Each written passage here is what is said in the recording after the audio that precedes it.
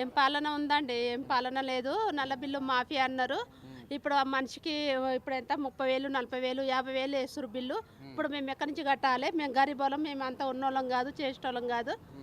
ఓట్లు అని తిరుగుతారు, ఇండ్ల పార్టీ తిరుగుతారు, లాస్ట్కి వస్తే ఏమీ లేదు. ఇది చేస్తాం అది చేస్తాను అంటారు కానీ ఏం చేస్తలేరు, ఏం చెప్తలేరు. నల్ల బిల్లు ఒకటి మాకు మాఫీ కావాలి. బతుకమ్మ చీరలు అన్నారు, మహిళా సంఘం వాళ్ళపై ఇస్తాము, వేరే వాళ్ళకి ఎవరికి చెయ్యమన్నారు. వేరే అట్లా కూడా మహిళా సంఘం వాళ్ళకి కూడా రాలేవు.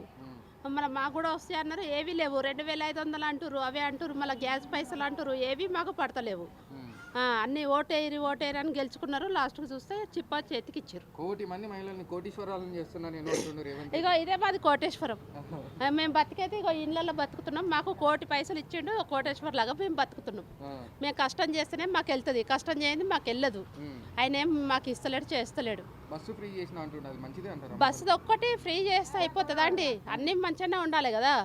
బస్సు టికెట్ పెట్టినా పర్వాలేదు, మాకు ప్రాబ్లం ఏం లేదు. బస్సు ఒకటి ఫ్రీ పెట్టి ఏం చేసిండు ఆయన? ఏం ఫ్రీ లేదు. మళ్ళీ ఏమేమో చేసినామని అంటారు కానీ ఏమీ చేయలేదు. కేసీఆర్ అయితే కొంచెం పట్టింపు చేసిండు, ఈయన మొత్తమే లేదు. చేతులు దులుపు కూడా పక్క జరిగిండు అంతే. కేసీఆర్ పాలన బాగుంది. ఆయనకే వేయాలి ఈసారి వేస్తే మేము ఓటు.